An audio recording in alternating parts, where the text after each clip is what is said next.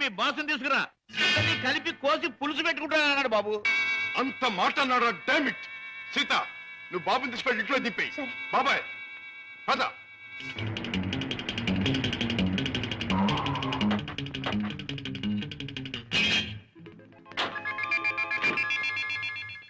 అక్కడే సార్ వాడు నన్ను పట్టు కొట్టింది.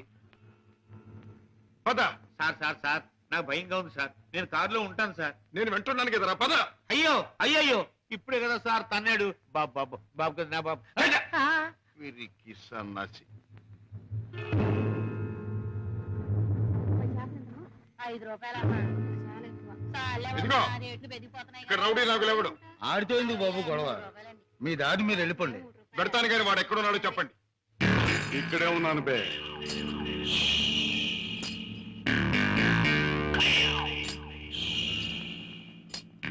నువ్వేనా నాగులు? అనే అనుకుంటున్నాను బే. బే, ఇది నీకు అలవాటా బే? అన్యాయంగా మనుషుల్ని కొట్టడం నేరమని నీకు తెలుసా? పేద రీతులు నాతో చెప్పక. నేను చేసిన పని నాకు న్యాయమే అనిపిస్తుంది. న్యాయం అని నీ ఇష్టం వచ్చినట్లు ప్రవర్తిస్తే చట్టం శిక్షిస్తుంది. చట్టం, శిక్ష, నేరం ఇవన్నీ మనకు అనవసరం. సముద్రం లాంటి ఈ పేటలో మనం తిమింగలం. దమ్ముంటే తెలుసుకున్నారా? లేకపోతే నోరు మూసు తలంచూపో. అంతేగాని ఈ నాగులు గారి దగ్గరకు వచ్చి రూల్స్ గిల్స్ అంటే తల మీద బొమ్మిడలు ఏం చేయగలరు.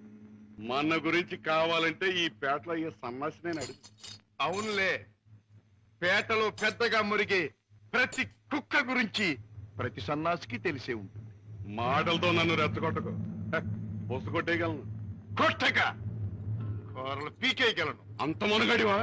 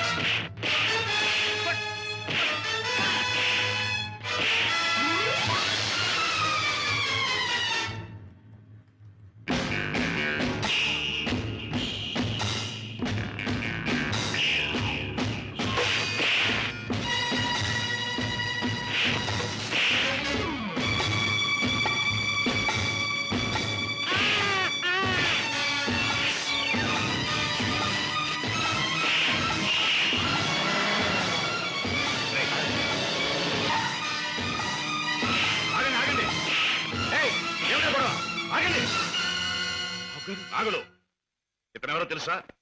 నా కన్న కొడుకు, నా ప్రాణానికి ప్రాణం. ఈ బాబు గారు మీ అబ్బాయా? నాకు నిజంగా తెలియదు బాబు. తెలుసుంటే చేయెత్తబోదును, మాట తొలగపోదును. నన్ను మన్నించండి బాబు. ఏం నాన్నగారు, ఈ నాగులు మీకు తెలుసా? తెలుసు అంటే మీ నాన్నగారు నాకు తెలియపోటేంటి బాబు. ఒకప్పుడు గ్యాలంలో చిక్కున్న చేపలాంటి నన్ను బయటికి లాగి తిన్నెట్టి బతికించారు. ఇది నాకు దేవుడితో సమానం బాబు గారు. రాజా పెడదాం పద. రాజా బాబు, ఏ నాగులు, ఇక నుంచి ఈ నాగులు మీ నమ్మిన పంట అనుకోండి. కట్టం వచ్చినా కన్నీరు వచ్చినా ఈ నాగులున్నాడనే సంగతి మాత్రం మర్చిపోకండి బాబు. నాగులు, ఇక నుంచి అమాయకుల మీద చేసుకోవటం మాని కష్టపడి సంపాదించి బ్రతకటం నేర్చు. అలాగే బాబు. కమాన్.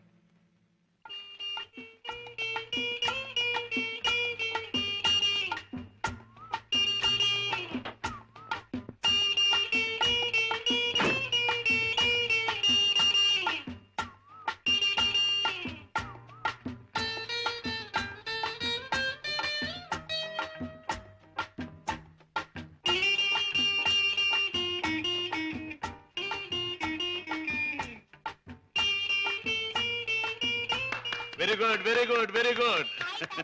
నాతో డాన్స్ చేస్తావా? నీతో పోటీ చేస్తే నేను ఓడిపోవడం ఖాయం రా. కింద పడేస్తావు. దింపు తాతయ్య. నువ్వు ముద్దిస్తే గాని దింపనరా. చీ, ముద్దివ్వడానికి నువ్వే ఆడపిల్లవా? ఓడు, నీతో మాటల్లో పోటీ చేసినా ఓడిపోవడం ఖాయం రా. రామయ్య బాబు, పద్మ వచ్చిందా? ఏం డాడీ, మీ ఆరోగ్యం అది? బాగానే ఉందమ్మా. పద్మ, నీ కాపురాన్ని గురించి ఎప్పటికప్పుడు వింటూనే ఉన్నాను. కిషోర్ పట్టుదలకి, ప్రయోజకత్వానికి చాలా ఆనందిస్తున్నానమ్మా. తాత నువ్వు కథ చెప్తానన్నావు చెప్పవా?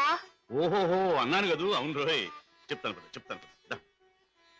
అమ్మా పద్మ, నువ్వు బుల్లిబాబుని ఎత్తుకుని అయ్యగారింటికి వచ్చినప్పుడేనమ్మా అయ్యగారి ముఖంలో నవ్వు కనిపిస్తుంది. మనవడంటే అయ్యగారికి భలే ఇష్టం.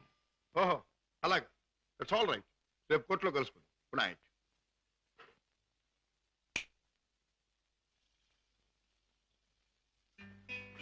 డాడీ ఇలా వచ్చారు? అయిపోతున్న వయస్సు, అలసిపోయిన మనస్సు మనిషికి గమ్యం దగ్గర పడుతుందని తెలియజేస్తాయి కదా. అలాంటప్పుడు మిగిలిపోయిన కోరికలన్నీ త్వరగా తీర్చుకోవాలని ఆశపడతాడు మనిషి. It's natural. అవునా? మీ మనసులో ఉన్న కోరిక ఏమిటి? రాజా, చీకట్లో ఒక చిన్న దీపం ఎంత వెలుగునిస్తుందో, ముసలితనంలో ఒక పసివాడు తాత అని పిలిస్తే అంత ఆనందం కలుగుతుంది. కళ్ళకు వాడంత వెలుగవుతాడు అని రామయ్య తరచూ చెబుతుంటాడు. అప్పుడు మీరేమనేవారు? నేనా? నిజమేనని ఒప్పుకునేవాడిని. రాజా, అనుక్షణం బిజినెస్ వ్యవహారాల్లో పడి కన్నబిడ్డలకు జరపవలసిన ముద్దు ముచ్చట్లు మర్చిపోతున్నానేమో అనిపిస్తుంది. అందుకే పద్మ తన పెళ్లి తాను చేసుకుంది.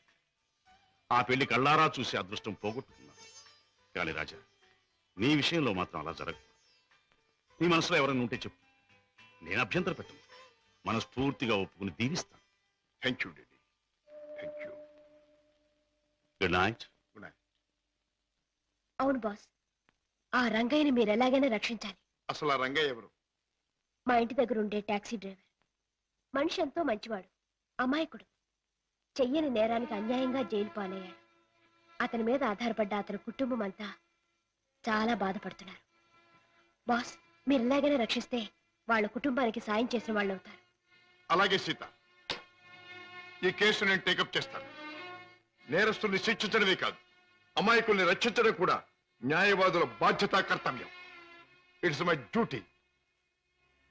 రంగయ్య, తప్పు చేయని వాడు దేనికి భయపడక్కర్లేదు. నీకు జరిగింది ఏమిటో చెప్పు.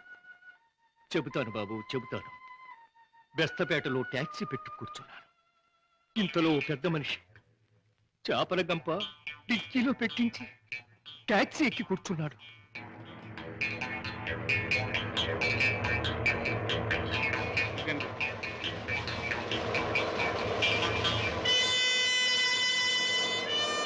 Stop stop stop.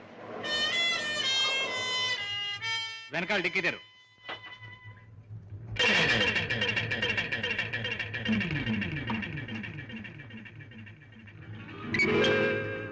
ఈ చేపల గంప ఎవరిది? నాది కాదు సార్, ట్యాక్సీలో వచ్చిన వారిదండి. అలాగా.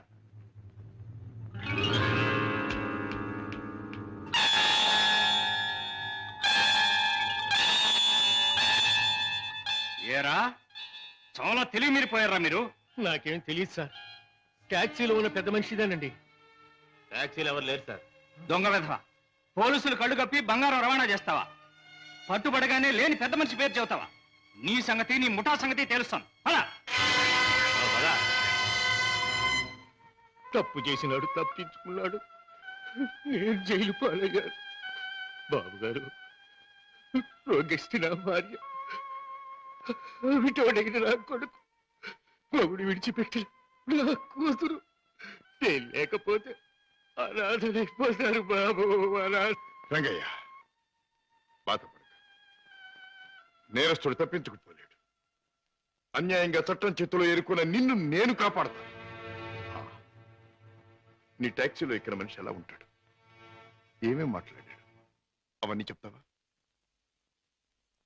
ఏ టాక్సీ, వస్తావా? నా పేరేం ట్యాక్సీ కాదయ్యా. నీ పేరు ఏమిటి తెలుసుకునే టైం లేదు నాకు. వస్తావా లేదా? అయ్యయ్యో, ఉండవయ్యా, రావటానికే కదా ఉన్నాం. అయితే మీరు ఆ బొట్టు తీసుకెళ్ళి దిక్కులు పెట్టి.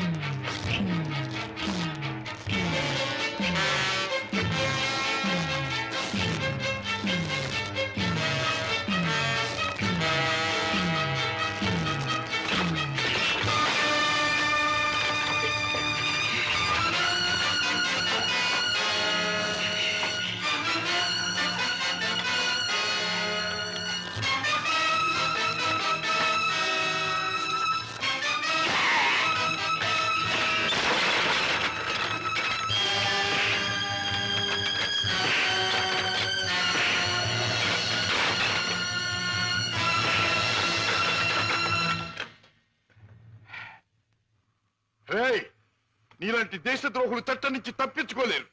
నీలాంటి దుర్మార్గులు ఈ స్మగ్లింగ్ నేరాలు చేస్తూ ఉంటే పాప అమాయకులు శిక్షించబడుతున్నారు. నువ్వు చేసిన వెధోపరికి పాప టాక్సీ డ్రైవర్ జైలు పాలయ్యాడు. పెద్ద దేశభక్తునంటూ నేరస్తులను పట్టుకుంటాను, దేశద్రోహులు శిక్షిస్తానని కబుర్లు చెప్పే నీ ఇంట్లోనే ఉన్న పెద్ద దేశద్రోహి. రాయ్, ఏమిటి మీ కుశలం? నాన్న ఒక పెద్ద స్మగ్లర్ తెలుసు.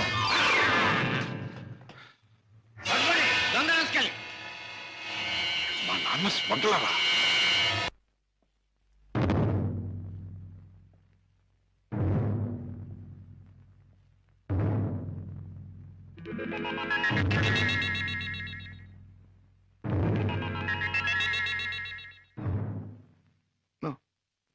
నేను నమ్మలేను.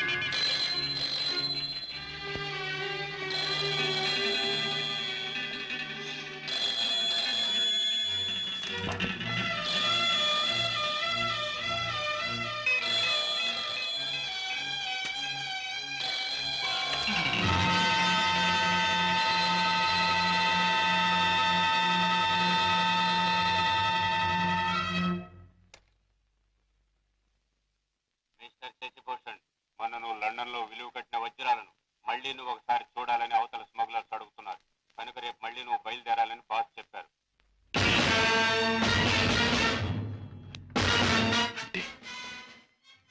నేను విన్నది నిజమేనన్నమాట. Daddy is smuggler.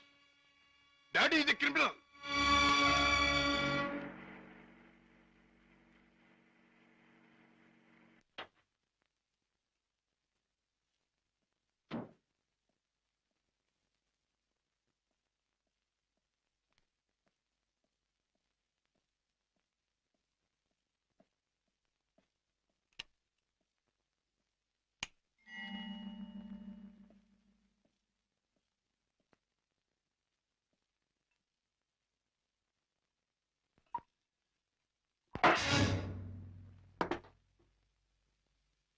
నాకు పోయండి. రాజా, అవును, తెలిసిన నిజాన్ని తట్టుకోవాలంటే తాగక తప్పదు. తప్పనిసరిగా నీతో తాగించే ఆ తెలిసిన నిజాలేమిటి? మీకు తెలియదంటారా? నీకేం తెలిసిందంటాను. ఏనాడో తెలియవలసింది, లేదా ఎప్పటికీ తెలియకూడంది తెలిసింది. నేను దండం పెట్టే దేవుడు దారుణమైన రాక్షసుడని తెలిసింది. నాకు అన్నం పెట్టి చేయి అన్యాయంతో చేయి కలిపిందని తెలిసింది. రాజా, అవుండే, మిమ్మల్ని గురించి భయంకరమైన నిజం ఒకటి తెలిసింది. మీరు చేసేది స్మగ్లింగ్ అని తెలిసింది. మీరు నేరస్తులని తెలిసింది. తెలియగానే నేను నమ్మలేదు. ఇప్పటికీ నమ్మాలంటే నా మనసు ఒప్పుకోవటం లేదు. అందుకే మీ నోటి వంటి మీ మాటగా మీరే చెప్పండి డాడీ, మీరు నేరస్తులేనా? చట్టం దృష్టిలో దోషులేనా? మీరు చేసేది సంఘానికి దేశానికి ద్రోహమేనా? చెప్పండి డాడీ, చెప్పండి. మై డియర్ బాయ్, నీకు తెలిసిందంతా నిజమే. ఎస్, ఇన్నేళ్ళు ఈ నిజం నీకు తెలియకూడదని తాపత్రయపడు. కానీ తప్పుని నిప్పుని ఎంతో కాలం దాచలేమని ఇప్పుడు అర్థం. రాజా, నేను పట్టుబడని నేరస్తు. నేను చేసేది చట్టానికి వ్యతిరేకమైంది.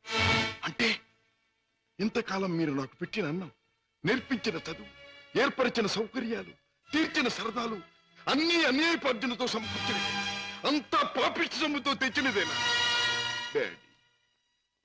దౌర్భాగ్యపు డబ్బు కోసం, అస్థిరమైన ఐశ్వర్యం కోసం మీరు ఈ అవినీతికి దిగుదారా? లేదురా, లేదు. డబ్బు మీద ఆశతో, సంపద మీద వ్యామోహంతో కాదు నేను ఈ దారి పట్టాను. కట్టుకున్న మనిషి మీద ప్రేమతో, కన్న బిడ్డ మీద మమతతో తప్పనిసరి ఈ తప్పు దారి పట్టాను. డాడీ, పసివాడిగా ఉన్నప్పుడు నీకు పాలు లేక, జబ్బుతో మంచంలో ఉన్న మీ అమ్మకు మందు లేక, నిరుద్యోగిగా ఉన్న నాకు వేరే దారి లేక వీధిన పడ్డాను. మానవ అభిమానం విడిచి తెలిసిన ప్రతివాడి ముందు చెయ్యి చాపాను. నా భార్యా బిడ్డలను రక్షించమని అడిగాను, అర్థించాను, ప్రార్థించాను. కానీ ఏ ఒక్కడూ పట్టించుకోలేదు. మనిషికి మనిషి సాయపడని ఈ లోకంలో సాయపడేది మనిషి సృష్టించిన డబ్బే. నా భార్యా బిడ్డలు బ్రతికించుకోవడం కోసం, ఆ డబ్బు కోసం జీవితంలో మొదటిసారిగా తప్పుదారి తొక్కాను. ఆపై నా పిల్లల్ని పెంచుకోవడానికి, 2 పూట్ల అన్నం పెట్టుకోవడానికి అరణ్యం లాంటి ఈ లోకంలో ఆ తప్పుదారి నాకు తప్పలేదు. Those unavoidable circumstances have driven me to this state. Daddy, ప్రతి నేరస్తుడు తాను చేసింది న్యాయమని చెప్పుకోవడానికి తగినంత కారణం ఉండొచ్చు, కథ ఉండొచ్చు. కానీ ఎంత మాత్రాన అతను చేసింది నేరం కాకపోదు. రాజా, కన్నబిడ్డలకి తిండి పెట్టడం కోసం ఒక జంతువు మరొక జంతువుని చంపుతుంది. దాని సృష్టి సహజం అంటాం. వాటికున్న ప్రేమానురాగాలు మనుషులకు ఉండకూడదంటావా? ఆ ప్రేమానురాగాల వల్ల చేసే పనిని తప్పంటావా? ప్రేమానురాగాలు ఉండొచ్చు, కానీ జంతువుల కంటే మనుషులు ఎన్నో వేల రెట్లు గొప్ప ప్రాణులు కనుక ధర్మం, న్యాయం సంగతి కూడా ఆలోచించాలి. అయితే ఒక తండ్రిగా నా బిడ్డల్ని నేను రక్షించుకోవటం నాకు న్యాయం. వాళ్ళ కోసం ఏ పని చేసినా అది నాకు ధర్మమే. డాడీ, మా మీద మీకు గల ప్రేమ మిమ్మల్ని నేరస్తుడిగా మార్చినందుకు నేనెంతో జాలిపడుతున్నా. ఇంతకాలం ఆ పాపిష్టముతో మమ్మల్ని పోషించే కంటే ఆనాడే మా ప్రాణం తీసినా బాగుండే. రాజా, నువ్వు ఒక బిడ్డగా తండ్రి అయి ఉంటే ఈ మాట అనలేకపోయేవాడు, ఆ పని చెయ్యలేకపోయేవాడు. డాడీ, బిడ్డని చెప్పలేకపోతే నేనైనా చచ్చిపోయేవాడిని, కానీ మీరా తప్పులు మాత్రం చేసేవాడిని కాదు. ఇంతకాలం ఈ పాపిష్టి సొమ్ము తిన్నానంటే చచ్చా నా మీద నాకే అసహ్యం వేస్తుంది. అన్యాయపార్జనతో న్యాయవాద వృత్తి చదివానంటే నా మీద నాకే కోపం వస్తుంది. ఇంట్లో నేరస్తుని ఉంచుకుని బయట నేరస్తుని విచారించి జైలుకి పంపుతున్నానంటే నా మీద నాకే I can't stay here for a minute. నేను ఇంట్లో ఒక క్షణం కూడా ఉండదు. రాజా, రాజా, ఒక్క మాట. ఆడపిల్ల కన్నవాళ్ళని వదిలిపెట్టి వెళ్ళడం సహజం. కానీ కన్న కొడుకు కడదాకా కన్నవాళ్లతోనే ఉంటాడు. పోయాక కాటిదాకా సాయం వస్తాడు. కొరివి పెట్టి సాగనంపుతాడు. ఆశతో నీ మీదే ప్రాణాలన్నీ పెట్టుకున్న ఈ డాడీని అర్ధంతరంగా ఒంటరిని చేసి వెళ్ళిపోతావా? డాడీ, నేను వెళ్ళిపోతున్నది అన్యాయపాలయం లాంటి ఇంట్లో నుంచి, చట్టాన్ని వ్యతిరేకించిన ఒక నేరస్తుడి నుంచి. అంతేకాని మా డాడీ మనసులో నుంచి కాదు. నేనే మీకు కావాలనుకుంటే బ్రతికిన మీ జీవితాన్ని, సంపాదించిన ఆస్తిపాస్తుల్ని, మీ ఇంటిని, మీ సర్వస్వాన్ని మీరు వదులుకోవాలి. ఒక సామాన్యమైన మనిషిగా, మమత నిండి ఉన్న ఒక మామూలు తండ్రిగా ఎప్పుడు మీరు నా గడపలోకి అడుగు పెడతారో అప్పుడు ఆప్యాయతో మీ చేయి అందుకుంటా, ఆదరంతో మిమ్మల్ని లోపలికి తీసుకుపెడతాను. లేకపోతే ఈ కొడుకే మీకు లేడనుకోండి. Good bye. రాజా, రాజా,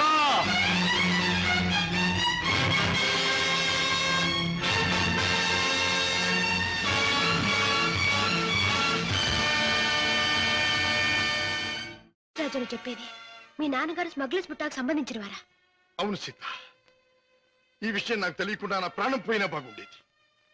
నాది గొప్ప పుట్టుకని, నా తండ్రి ఒక గొప్ప వ్యక్తి అని గౌరవంగా తలెత్తుకు తిరిగిన నేను ఈ నిజం లోకానికి తెలిస్తే తల వంపులు కావాలి, లేదా తల వంచుకు చావాలి.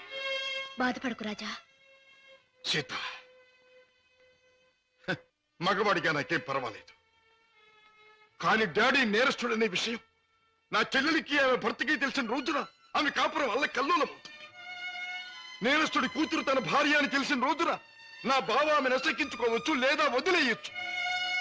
రాజా, ఆమెకి నిజం తెలియనివ్వద్దు. అవును, మా బ్రతికేమైనా సరే నా చెల్లెలి కాపురం చక్కగా ఉండాలి. అందుకే ఆమెకి నిజం తెలియనివ్వకూడదు. ఏమిటి, అన్నయ్య ఇంట్లోంచి వెళ్ళిపోయాడా? అవునమ్మా, 2 రోజులైంది.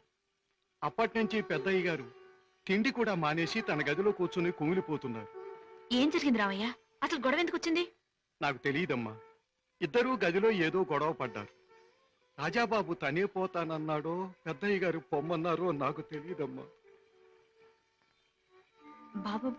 బాబేడి? గారు తాతగారు నువ్వా బాబు రా, కూర్చో. నువ్వైనా వచ్చావు, సంతోషం. మా ఎండిపోయాడా? ఎందుకని? నువ్వు కోపడ్డావా? లేదు బాబు, వాడే నన్ను కోపడి వెళ్ళిపోయాడు. ఉండమని ఏడ్చినా ఉండలేదు. ఏమిటి డాడీ, అన్నయ్య ఎందుకు వెళ్ళిపోయాడు? మిమ్మల్ని ఎందుకు కాదనుకున్నాడు? కాదనుకున్నది వాడు, వెళ్ళిపోయింది వాడు. ఈ ప్రశ్న నన్ను కాదమ్మా అడగాల్సింది, వాణ్ణి. చూడమ్మా, మీ అమ్మ చనిపోయినప్పుడు మీ ఇద్దరిని చూసుకుని బతికాను. నువ్వు పెళ్లి చేసుకుని వెళ్ళిపోయినప్పుడు వాణ్ణి చూసుకుని బతికాను. ఇప్పుడు వాడు కూడా వెళ్ళిపోతే ఇంకెవరిని చూసుకుని బ్రతకాలి? ఎందుకు బ్రతకాలి?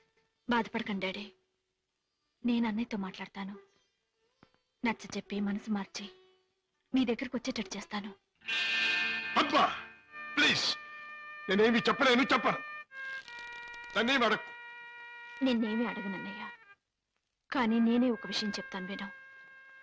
అమ్మ పోయాక మళ్ళీ పెళ్లి చేసుకుంటే సవతి తల్లి మనల్ని సరిగ్గా చూడదని మళ్ళీ పెళ్లి చేసుకోవడం మానేశారు ఆయన. తల్లి లేని లోటు పెంపకంలో తెలియకూడదని తనే తెల్లై మనల్ని పెంచారు. పెరిగొస్తున్న మనమే తన సర్వస్వం అనుకున్నారు. ఇలా జీవితంలో ఎంతో త్యాగం చేసి ఎన్నో సుఖాల్ని పోగొట్టుకున్న మన డాడీ ఈ రోజు నువ్వు ఇల్లు విడిచిపెట్టరాగానే ఎంత కుమిలిపోతున్నారో తెలుసా? అన్నయ్య, ఈ వయసులో ఆయన ఎందుకు బాధ పెట్టాలనుకుంటున్నావు? ఎందుకు ఒంటరివాణ్ణి చేసి శిక్షించాలనుకుంటున్నావు? ఎందుకు ఆయన గుండెల్ని గాయపరచాలనుకుంటున్నావు? ఎందుకన్నయ్యా, ఎందుకు? పద్మ, నీ మాటలతో నన్ను వేధించు. వెళ్ళిపో. వెళ్తానన్నయ్య, వెళ్తాను. కానీ ఒకటి మాత్రం గుర్తుంచుకో, కారణం ఏదైనా దైవం లాంటి డాడీని బాధ పెట్టడం మాత్రం పాపం అన్నయ్య, పాపం.